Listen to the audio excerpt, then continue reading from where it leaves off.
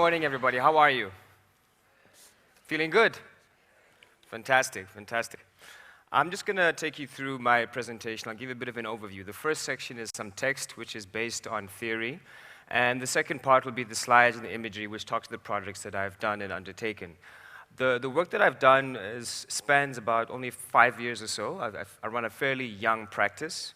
I'm called an architect. I'd like to think of myself as an urban thinker. I'd like to think of myself as a designer, a philosopher at nighttime, a lover to my wife, and a number of other things that I can't tell you.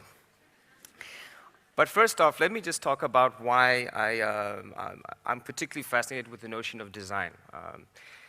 For me, we're living at a state, I wouldn't call it a state of crisis, but certainly an interregnum between a time of previous abundance, if we think of the last couple of 100 years, versus a time of issues of resource scarcity and sustainability, which takes us towards what is the 21st century really going to be about, and how is design going to service a very different world. So my presentation in part is around the notion of a new type of abundance. Cities fascinate me. They are sites of nurture and competition, commerce and inequity, and bring to acute focus power relationships and the interconnectedness of community and commerce. Cities exist and thrive due to the fundamental gregarious nature of human beings, their need for community, companionship, and well-being. But all too often, the problem and opportunity in cities is defined in empirical terms, and the true purpose of shelter is forgotten. How many houses we have to build, how much electricity shortages we have, some of the infrastructure constraints. However, cities hold the potential for new relationships and discovery. Cities hold the unknown. Cities can be read as extraordinary nodal points in the landscape which respond, harbor, digest, devour, provide resources and opportunity. Cities, however, can be cancerous, dysfunctional, and unpredictable. And yet their allure has always been the backdrop to our imaginations, our narratives and aspirations since time immemorial, their excitement and scale compelling and repellent at once. But cities also have a metabolism. They are amorphous and distinct in places. They have a rhythm and intensity which brings complexity to the human condition and our sense of what tomorrow brings. Cities, however, are in crisis, and in many respects need design much more than ever before. In South Africa, in many instances, our cities could be seen as the result of an intentional legacy of how the socio-political construct of settlement was conceived, articulated, and brought to fruition. Cities surrounded by dormitory towns, designed to create a captive, passive, and uneducated labor market that can be easily exploited, could be seen as one vector of the apartheid or divided city. And in the macro-political narrative of the state, cities were bulwarks and anchor points in this construct. Dormitory towns with a near absence of public life and social amenity, streets and neighborhoods which are alphanumerically defined to deny a sense of identity and place actively dehumanizes inhabitants. In Khayelitsha, on the doorstep to our CBD, our major township, we still speak of a Site B and a Site C, whereas our leafy suburbs are conceived as the true inheritors of the city abundance, and they have names which resonate with meaning and various cultural colonial reference points. Cities are repositories of memory, identity, and its elements can be used as strategic instruments in the creation of new memories and alternative identities. Streets, public spaces, buildings, the nature and purpose of public space, whether it's for ritual slaughter or for playing badminton, can provide comfort and discomfort to cultural expression and impact on a sense of urban citizenship and ownership.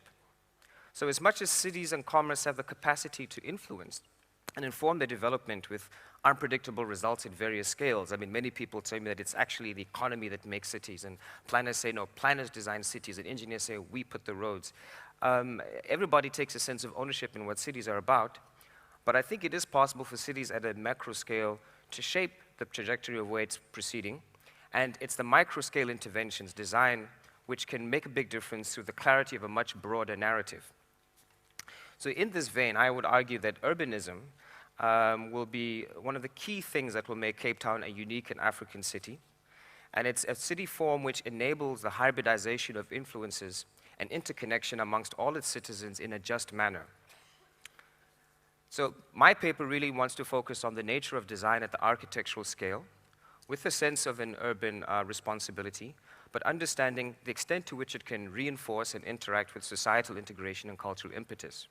My practice is small. We've got about 14 people. I call it a design lab, deliberately because I didn't want to be called an architect, because when people call themselves architects, everybody thinks that you can only put bricks together.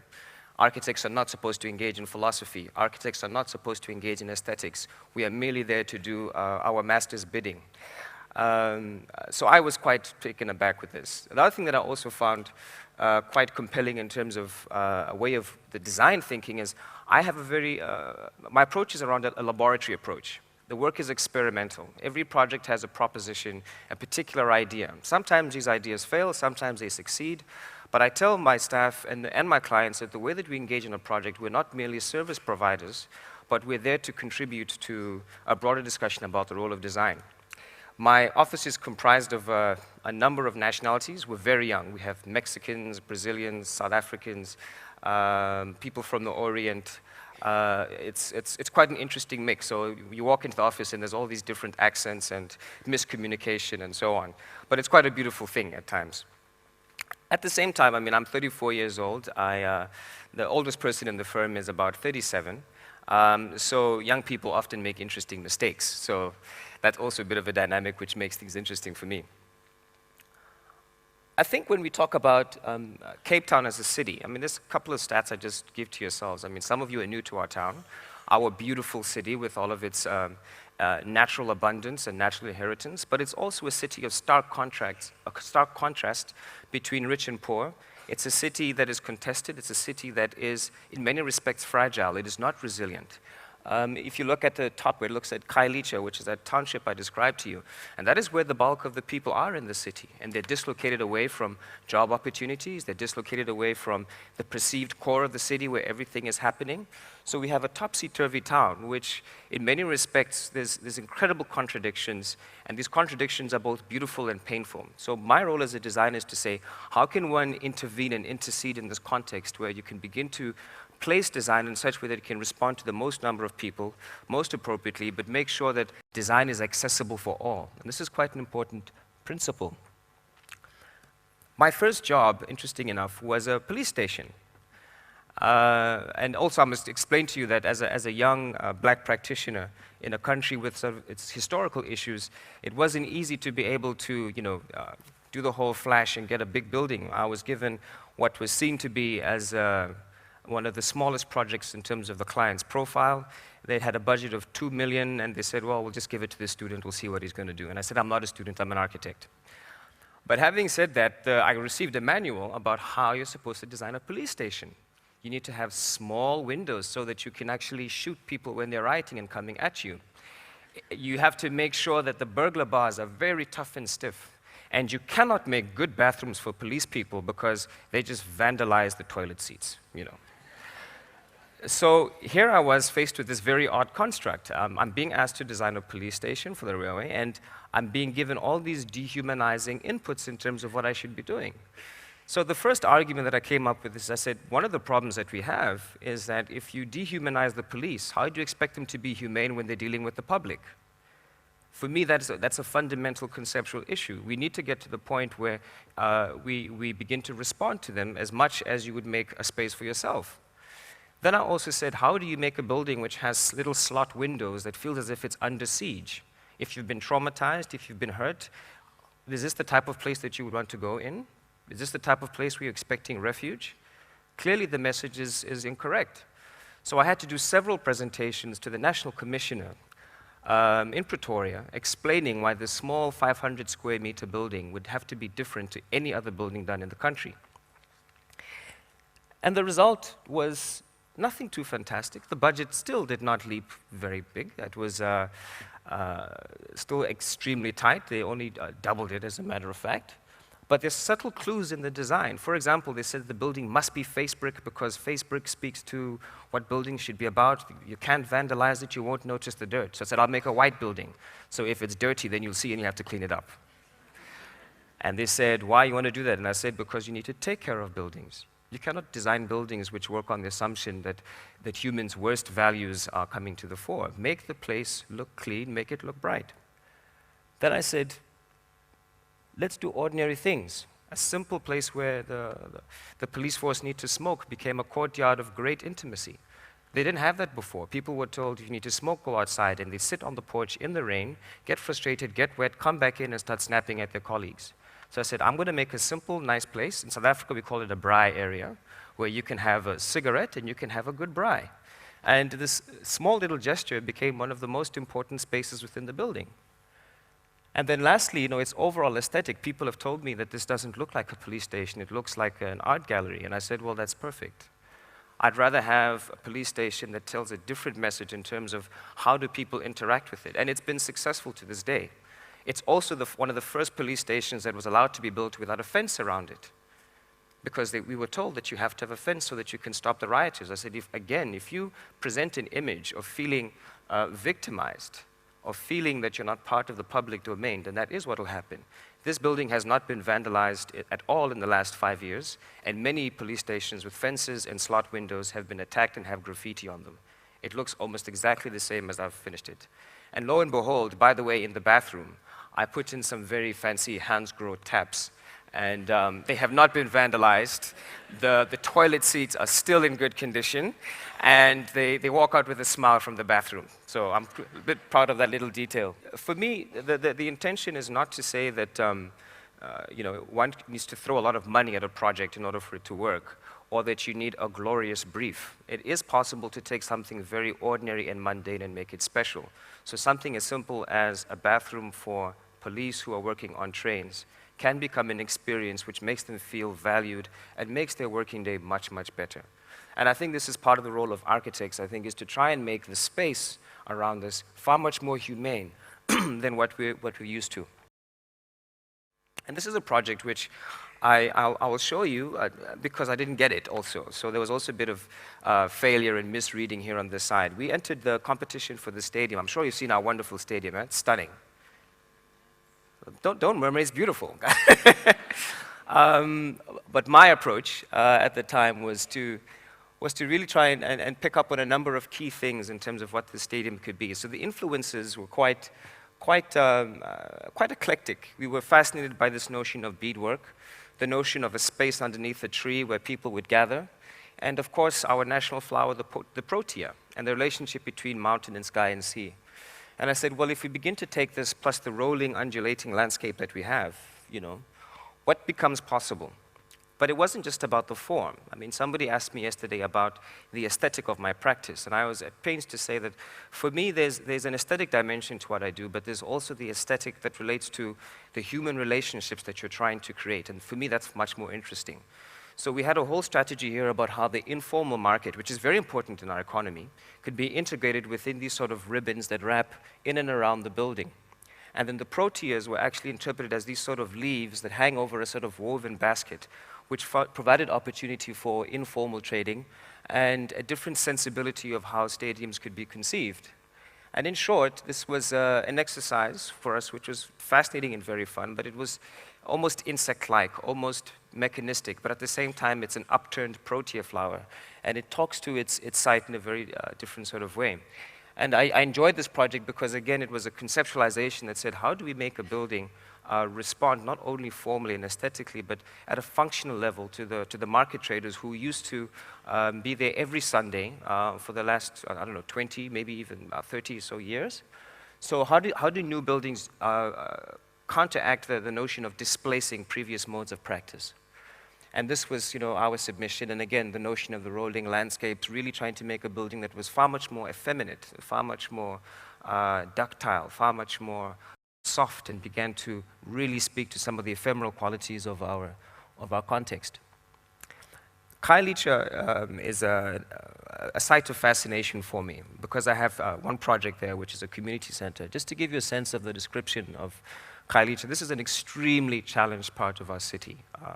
We're looking at great numbers of poverty, at the same time high levels of hope, but there's not enough sanitation, not enough housing, not enough educational or public facilities, and it's actually a tragedy that we can be inside this world-class building, and less than 40 kilometers away we have such a stark contrast in terms of life and building, lifestyle quality. So I said, well, if I'm going to intervene in this context, let's understand the problem. And one of these problems has to do with how do you break with the monotony of the landscape? How do you upgrade living conditions? How do you inspire people? And how do you focus on sustainable development? And sustainable development for us is not just the technical issues around solar power or dealing with water waste and energy management, but sustainable development is about the human condition. It's about making places where people can be inspired to be more than what they are. It's about making places which are safe to walk at night, where the elderly and the young can interact. And all of these things, they're very subtle interventions, but they're design interventions. And unless we make the spatial environment work, it's very difficult for other activities in society to occur. So the model, essentially looking at the site, we're talking of a very desolate landscape, very windswept, very stark, very dry, high degrees of crime because there's very low surveillance. And we said, well, we're going to create a sort of urban framework, a world where people can find refuge, a world where people can find opportunity, education, entrepreneurial chances. And the first intervention that we did there was a community center. Located here. And it's a very humble building, off-shutter concrete. It has sculptural qualities, deliberately, because when I did a study of all the previous public buildings in townships, the attitude was, it's in the township, don't spend too much money. Again, they're going to vandalize it. It's not such a big deal. Don't put too much. So the budget for this project started at 4 million, and I managed to convince them to raise it to 19 million. Because I was able to convince them that they need to make a serious investment in terms of townships and the quality of buildings that we make in these environments. So the old approach of making what I call, knick-knack fabricated buildings which need to be repainted every 2 years and get blown down in a windstorm, I said, no, if there's one thing that we require in townships, because the existence is so fragile with, shacks, is that public buildings need to give a sense of permanence, a sense of refuge, a sense of strength. So even the way the building was proportioned, the way we structured the columns, the way we brought light in, we said that this is a significant investment in the area. And we made a building that in some respects was masculine, but it was because of the fragile nature of the context. This building has been nominated for the Aga Khan Award internationally for community architecture, and it's won a local award. I might add it was the only public building that won an award in the recent Cape Institute for Architects process. All the other buildings were actually residential. And I think what makes the building quite exciting is you can see from the front it's incomplete.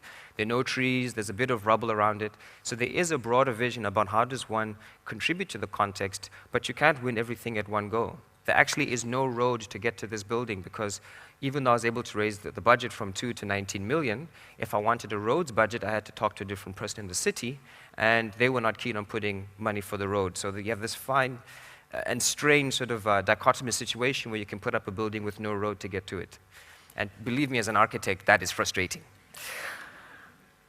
But what we also did with the design is that it's not just about creating a product, but we also wanted to try and make a process. I was involved in the Orders project, which I'll take you through, and I said that what I'm going to do is actually host an exhibit within this building so that the people of Khayelitsha could have their first high-end architectural exhibit. And I would invite local people, and I would invite practitioners to debate about urban form and development.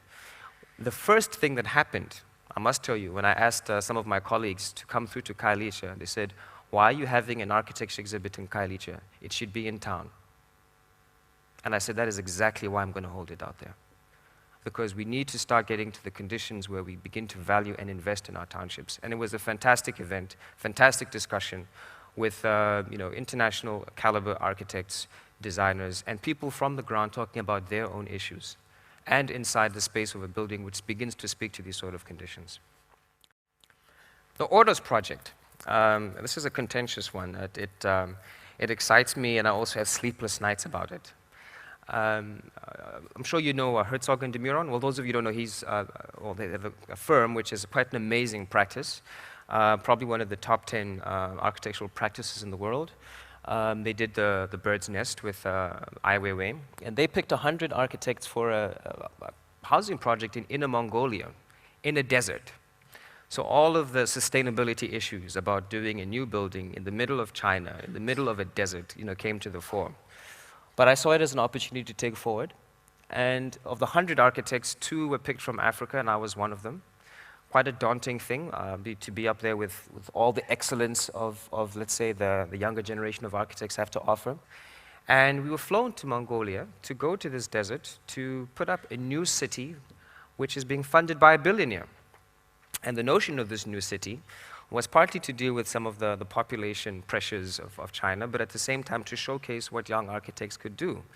So here you have this contradiction between what is potentially a very unsustainable intervention, a very philanthropic gesture towards supporting new designers from around the world, and all located in the middle of a desert, which wasn't a desert just 100 years ago, but because of erosion, it's actually become this barren landscape.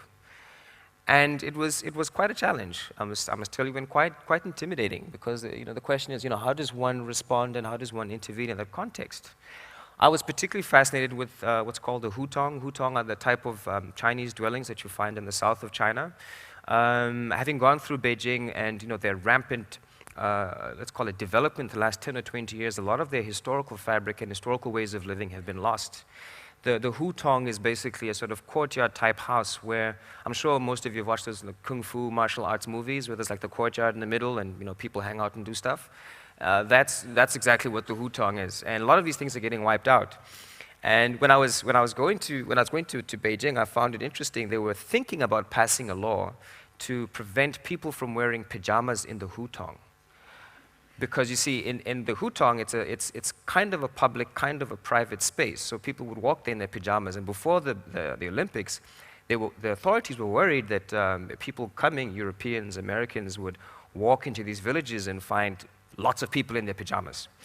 So I was intrigued by this condition. I said, oh, well, they seem to have issues with how they present themselves to the world. Now, the house that I designed is a very, very simple design. But again, what I've done is it's a sort of box shape, which actually makes its own internal courtyard. And that internal courtyard is also a play on what is public and private. So although the language of the building and its aesthetic is very contemporary, the argument really was to say, how do you bring in a different discourse in terms of notions of public and private? This was a new thing for me. I don't walk outside in my pajama in my courtyard. So, but that was quite compelling. And for me, it was quite a challenge, because I had to leave a lot of my assumptions behind, because I had to understand the context. A lot of the designers said, well, I'm from Switzerland or I'm from New York, and I'm going to transplant my style. And I said, well, I'm from South Africa, and my key skill is in reading the terrain. So I spent a lot of time trying to understand the Chinese terrain and then still bring in something that was about me. At times I feel I've succeeded, at times I think I've failed. But at the same time, it's something to be for me, it's an exercise, it's an experiment, as I mentioned before. The argument that I brought in place is that I would take this sort of green public belt and I would actually drag it into the building, into the courtyard, and I would actually tap into this explosion of art and design appreciation that's been happening in China in the last 10 years or so, and turn the building literally into a house which also functions as a sort of living art gallery. We didn't have a real client. We had 100 architects, and one client said he's paying for all of them. So we had to invent the type of personality that might live in this building, and then his intention was to then sell these off to the right type of person who actually suits the building. So totally different. Normally a person says, I want my house this way, so I designed a house for an imaginary person. And for me, it was really fun and very interesting, because it was about a very subtle critique on urbanism, a very subtle critique about modernization and the loss of public space, and in some respects, the desire to be world-class and the desire to be urbane, but at the same time, it's very easy to lose the core values that actually make you what you are in this pursuit of development. And I think there's lots of lessons there even for South Africa as a country, because sometimes I think we run headlong into things without fully understanding what exactly we want to get out of it. The design was taken through right down to the basins and the baths that I put in the house. And for those of us who are South Africans, I found an interesting fact that the shape of a wok, it actually comes from a shield from Mongolian times, because when Genghis Khan was hunting, when they had to finish the battle, they would turn the wok upside down and then they would have their barbecue. So I said, I'm going to have a good old-fashioned South African braai stand in the middle of this thing, and I'm going to use the wok, but I'm going to reinterpret it and so on. So a notion of a sort of Chinese barbecue inside the building, which I might say went down very well with the Mongolians. They suddenly had synergy with South Africa. I said, yes, we love our barbecues. So I'll just play the presentation. I don't know if you guys know Chinese. I don't, so bear with me. 这个设计观念是一个对批判西方别墅观念的辩证论，把西方别处观念转换成一个空间与地点的混合形式，通过转换的过程，使一个空洞的私人住宅变成一个可以享受生活乐趣的舞台。该设计使人们传统的隐私观念被扰乱了，从而重新体现了公共的各个方面。根据实践得出了经验和逻辑上的统一性，设计必须考量人们的认知、感受以及行为。因此，建筑物被设想成在常规和变化的空间逻辑上的争论，而在世界日益国际化和相互依存的情况下，创造出一种单体和群体共存的建筑艺术，使之成为一个针对便捷性隐私观念的批判讨论。假如预想的客户将这所房子用在娱乐和商业上，并作为一个展示艺术品的平台，那么该艺术品展示处与生活空间的界限将会变得模糊。因此，平凡的生活像是表演，建筑设计超越了传统的功能，从而能够提供一个让用户参与在家庭范围内的社会实践。以半公共运动方式的中心结构巧妙地穿过建筑物，从而创造出一个如剧院般的庭院。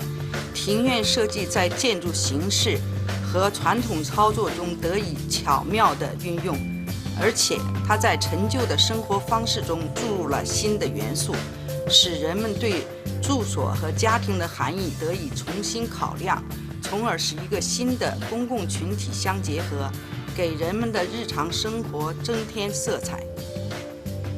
居民、游客以及路人就像是一个在综合社会剧本里的不同角色，而家既是一个都市生活的舞台，也呈现了家庭生活的风格。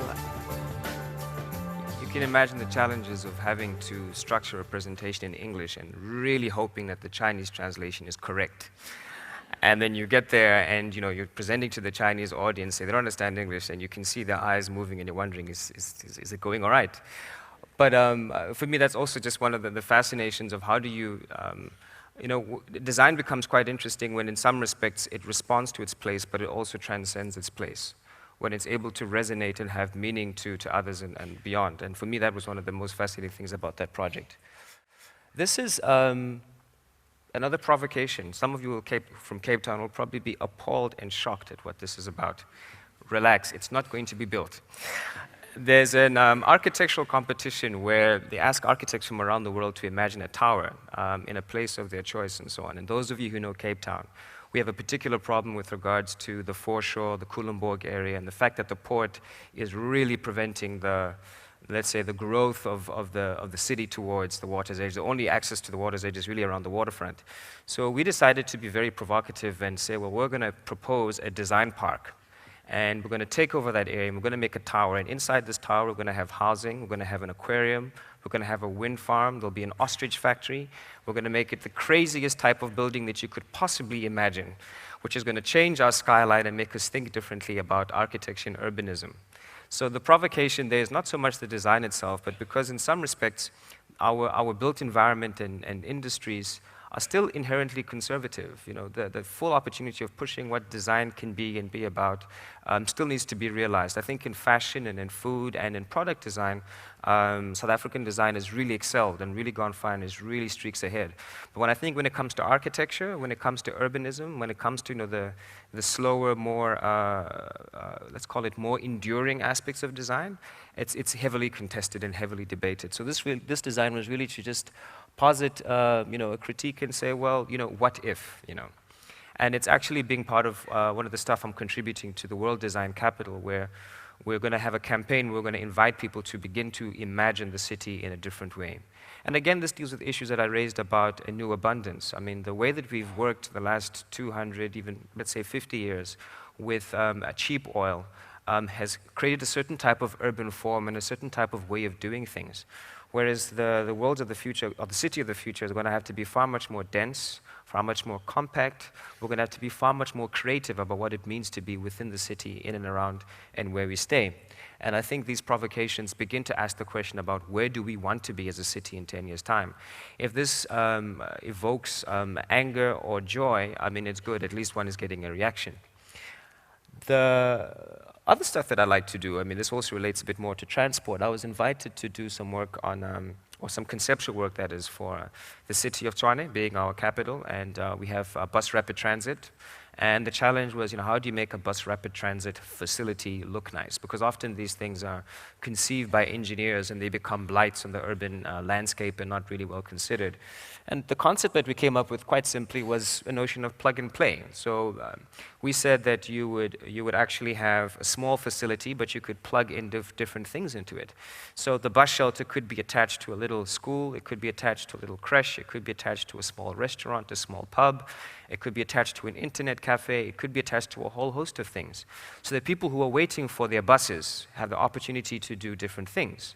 It also meant that if you had a particular route, let's say there's a 10-kilometer stretch with, let's say, 5 different stops, you could stop at the one stop, get your groceries, stop at the other one, surf the net, go to the other one, check out the art gallery, hop onto another one, pick up your kid who's at the creche, and then go home.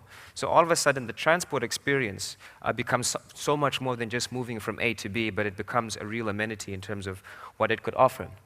And we said that if that was the case, how would you make these things stand out within the city landscape? And it's a radical form. It's different. It's a bit exuberant if you compare it to the very old fabric of Tshwane. But we said this is a 21st century way of moving around, and we need to make buildings and intervention gestures which begin to say different things. So sometimes we even decided to attach it to a sort of a butterfly park, which would be used as part of the sort of zoology and tracking the flora and fauna in different areas. Other places we'd use it to protect the fynbos. So again, how does a bus shelter become something more than a bus shelter, but become something quite extraordinary in the landscape? Coming closer to home, those of you who've had the pleasure of being on the Blue Train yesterday, you probably walked past the station and saw it was under construction. For all of my sins, I am the lead architect of a consortium on a job which still confuses me to this day. And the confusion arises not out of design issues per se, but the challenges around design in this country is that design is not omnipotent. You can have a wonderful idea, and it can be accepted, and it can be approved, and it can be signed off, and then it has to go to head office, and all of a sudden things change. I would find that I would come into office on Monday morning and I'm told there's 81 million rand less. Okay. Can you redesign? Okay. Thursday, don't worry, we've got 42 million back. Okay. Okay, let's sketch, draw. Now, you can imagine the type of frustration that causes. So people often ask me, what's the station going to look like when it's done? And I look at them and I say, I have no clue. I have 55 designs in my head. I have one that I've been presenting to the public and so on. I'm fighting for everything, but that is the nature of design as it's read and understood by people who are not designers. Because you must remember, we take these projects in the hundreds of millions and so on. They go to Johannesburg, they go to other places to head offices with people who have no idea about the difference in the cost of a glass lift shaft versus a brick lift shaft. So if I say I want a glazed one so people can look through and it's transparent and it's an extra 100,000 rand and it sits on some accountant's desk and he says, this is 100,000 rand more, this is not value for money. We are poor people, take this off. So you can't really control the design. So you have to develop techniques to say, how do you fight for the right things? How do you articulate the right type of arguments? And how do you put effort where it's required? And that speaks to this issue of design. For me, again, it's not just about the aesthetic of the product, but it's also about the process of engagement and broadening the importance of design to people. The same way that with the Khayelitsha building, I had to go to great effort to explain why you should invest in the township. It was the same with this building. I explained that a train station, which carries the bulk of our population, all right? Not everybody can afford a car. Public buildings need to be the places which have a degree of pride and amenity, which you don't find elsewhere. Because some people don't have that in their own homes, but certainly public spaces need to be different and improved. So this is the type of space that I was dealing with at first. rampant advertising all over the place, so there's no image management, there's no brand management, there's no information management. Traders in the middle of escape routes, causing lots of conflict and tension. I said, well, we need to clean up the space. We need to make it far much more amazing. We need to expose the beauty of the building, but we need to do this in quite a minimalist way. So the intervention is not about putting new things into it, it's about taking things away. And sometimes designers think that the problem is to add stuff, whereas sometimes design is about stripping away the stuff that is unnecessary. This is a building that I've done for Province just now. It's the first sustainable green building for Province, and this project was also strange. When it started out, they had traveled to Dubai, and they saw a building with a propeller on it, and they came to me and said, Mokena, we want a propeller on that building. So, I kept quiet, And then I said, why? I said, no, because there's this building in Dubai. So I said, yeah, but have you looked at their wind speeds? Well, the wind speeds suit that. We have the thing called the southeaster here. It's going to rip off that propeller and chuck it into the township. Oh, Mokena, you're being difficult. I said, well, okay. So that was also a challenge, is that sometimes people think they understand design and they think that they found a solution. People don't understand that design is also a journey. So they come to you and they say, I want this and I want that. Meanwhile, you need to tease it out. You need to interpret the brief. You need to develop it a bit further. This building, for us was also interesting because it was also part of that pathology of the state saying that they don't want to really engage with the public. This is a building for taxi people, and for those of you who are in South Africa, you know that the taxi industry has a very bad reputation as being violent, unpredictable, and so on. And I said the same thing to them. I said, if you're going to make taxi people change, then the buildings where they come in to get their licenses, where they get their vehicles tested, should also be humane. That you need a good reception desk inside the taxi center where they can engage. You need to make everybody feel that they are human. And if you as the state begin to send the right messages, then people will respond. And what we've managed to do is make a building which for government is a total departure from the expression of state in terms of what a building could be about. This is just an example of a project that we did for a Gwangju Design Biennale where we were given a cube. And the idea of the cube was we need to talk about the notion of rest. The strategy was quite simple. I took the cube, I decided to deform it, and I said, I'm going to make this a public chair, a place that you can sit inside it. So you chamfer the two shapes so that you can accommodate a knee, and then the actual spokes over there, because this was in Korea, I was very fascinated with grass and the grasses that grow there. Not many people know that bamboo is actually a type of grass. So I decided to make this whole box out of bamboo tubes, and on the inside I used a much softer type of grass. And really that this would be a place, almost a public type of chair. The notion was, how do you make a public chair which speaks to its place, is sustainable, but also has formal and aesthetic qualities. And this project was an exploration I did with a local fashion designer, actually for Fashion Week, where he gave me a long ribbon of fabric and said, Mokena, what would you do with this? Now, that's not much, but I'm used to dealing with very small budgets. Give me 20 meters of fabric and I'll do something. So I said, okay, fine, we're going to rip this up into shreds, we're going to make up some balloons, and we're going to wrap your model. That's the one thing he did offer for free, an androgynous male model for 2 hours. So I said, okay, I'll use the guy, easily. And I wrapped the fabric around him and hung it in the company gardens, which is quite an important space in the city. And it's a temporary, simple sort of thing, but it also deals with this issue of economy and design, that you don't need a lot of money to make something beautiful and interesting and to have a good idea. As long as the concept is there, something significant can be made. This is a project which I will not tell you what it's all about, merely to say that we are intensely involved in some sculptural studies for quite a significant brief, which is something that's exciting us. And then lastly, I think I only got about 4 minutes or so, I just wanted to go back to where I started in terms of cities and city design. The attitude that we took is, how does a humble train station actually become something far much more significant? So by adding the black spaces around it, which is essentially your public squares, putting the trees, and then the orange blocks, which are your buildings, all of a sudden you could use transport almost as these central nodes for where development can begin to happen. And if you begin to put these all together, you can begin to really inform city making. And city making is quite important in this country because the last couple of 100 years, there's been a sort of anti-urbanism. There's been a deliberate attempt to segregate people. There's been an attempt to use transport as a dividing element as opposed to a connecting element. So my role as an urbanist is to see how can I transform the city, make it far much more egalitarian, and make the cost of transport cheaper for people so they don't have to drive long, exorbitant distances to get to work. And what this project specifically speaks to is a brief that I've been given, which is to imagine a part of the city in the year 2030. The technical brief is quite complicated. My design must not be changed until the year 2100. Now, that's quite an interesting design challenge, because if you think of technological shifts, if you think of resource issues, one has to imagine the sort of infrastructure which says that 50 years from now, how would this urban framework be able to accommodate a new way of living? So quite simply, what I've done is taken the railway tracks from as far back as Adderley Street, which is just in the center of town, and I've sunk them all underground as far back as Church Street. So this is the beginnings of the first sort of underground metro system that we'll have in Cape Town.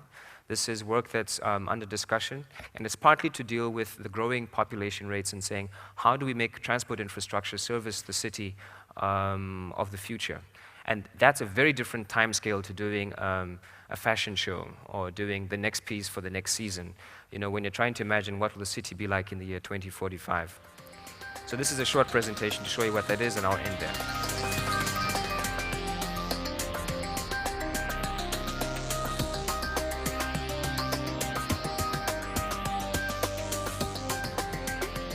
Connected Cape Town is an integrated mixed-use development that seamlessly connects public transport modes serviced by the full range of low-carbon intensive transport modes, with a particular emphasis on light, tram and electrical personal transport, tailored towards the needs of the pedestrian.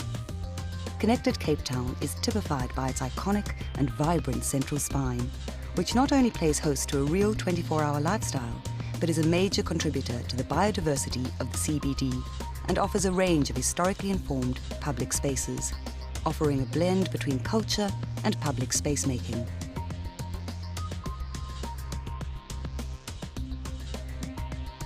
Boarding a train, we enter the Health and Wellness Precinct, Neighbourhood D, housing a fitness park, a public swimming pool, and squash and tennis courts. This precinct offers residents an opportunity to care for their bodies and well-being as easily as they would their economic well-being. Clinics and healthcare centres are complemented by open spaces, a research centre, as well as high-density housing. This creates individuals and communities at work and at leisure who are informed by a value system of mutual respect and human solidarity. Using the many forms of sustainable, pedestrian-friendly transport available on the site, one enters Neighbourhood C. Dedicated as a service precinct, Neighbourhood C offers government services and social services such as paying municipal bills and daycare and kindergarten respectively. Beautiful recreational spaces and government staff housing make Neighbourhood C a friendly, relaxing and efficient destination. As we move into Neighbourhood B, we enter a site of innovative technical research and education. The spirit of the entrepreneur thrives here, with restaurants, cafes, stores, a food market, and various forms of micro-industry.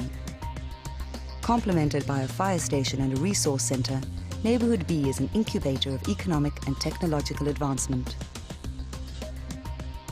Neighbourhood A, which lies at the heart of the CBD, houses a cultural centre, a museum, an art gallery, and a memorial park, in line with emphasising the heritage significance of the site.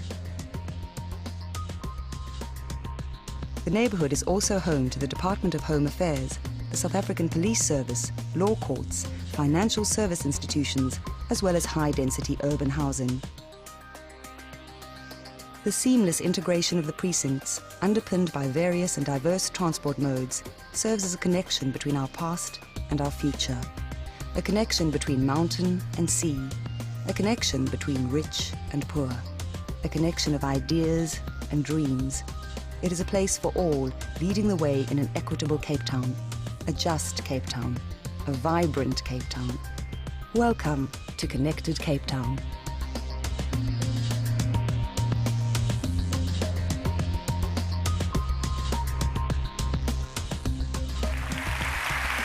Thank you.